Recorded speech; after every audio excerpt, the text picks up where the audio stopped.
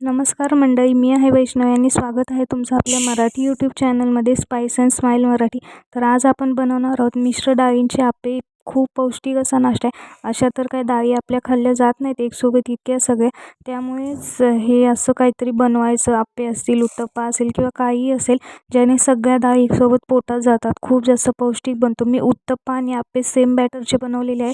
फक्त उत्तप्प्यासाठी आपल्याला थोडंसं पातळ पीठ लागतं, त्यामुळेच मी पीठ वेगळं काढून घेतलं होतं, जे की तुम्हाला व्हिडिओत पुढे दिसेलच. मी इथे फक्त आप्याचीच रेसिपी शेअर केली, उत्तप्प्याची नाही. पण त्यासाठी पण काहीच नाही, त्यामध्ये फक्त मीठ तुम्हाला जे हवं आहे ते सगळं घालायचं आणि थोडंसं पातळ करायचं. आप्यासाठी पीठ घट्ट लागतं, त्यामुळे मी ते वेगवेगळं केलेलं आहे आणि मी दोन्ही बनवलेले ते तुम्हाला व्हिडिओमध्ये पुढे दिसेलच सर्व केल्याच्यानंतर. पण ह्यात फक्त आप्याचीच रेसिपी आहे. तर चला वळूयात आपल्या मेन रेसिपीकडे.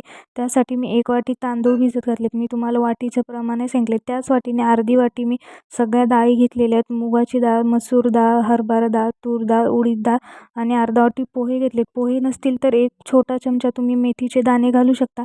याने आप्पे खूप जास्त खुसखुशीत आणि मऊ होतात, एकदम छान होतात, स्पॉन्जी असे. त्यामुळे ते घालायला विसरू नका. हे सगळं स्वच्छ 2 ते 3 पाण्याने धुवून घ्यायचं आहे. त्यानंतर आपल्याला ते सगळं भिजत घालायचे अगदी रात्रभर किंवा 5 ते 6 तास असं म्हणू शकतो आपण. ते भिजत घातल्याच्यानंतर दुसऱ्या दिवशी सकाळी त्याला मिक्सरमधून वाटून घ्यायचे. जितकं कमी पाणी टाकून वाटता येईल ना, तितकं कमी पाणी टाका, जसं की मी तुम्हाला इथे दाखवलेलं आहे. त्यानंतर ते मी हिरवी मिरची वाटून घेतलेली आहे, कांदा, टोमॅटो, कोथिंबीर, ते सगळं हिरवी मिरचीची फोडणी मी त्यामध्ये घातलेली आहे. आणि हो, जर तुम्हाला इन्स्टंट बनवायचे असतील ना, तर तुम्ही त्यात इनो, सोडा किंवा बेकिंग पावडर वगैरे घालू शकता. पण माझ्याकडे वेळ होता म्हणून मी 2 ते 3 तास त्याला तसंच ठेवलं होतं, त्यामुळे मी यामध्ये काहीच घातलेलं नाही आहे फुगण्यासाठी.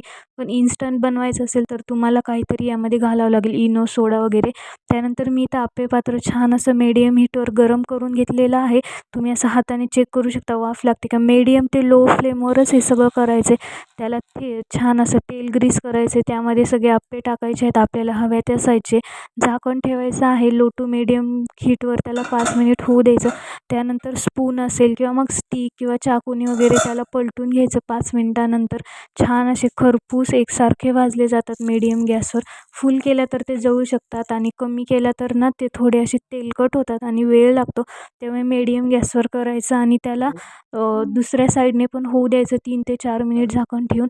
तर इथे बघा मस्त असे उत्तप्पे तयार आहेत, आप्पे तयार आहेत. एकदा नक्की ट्राय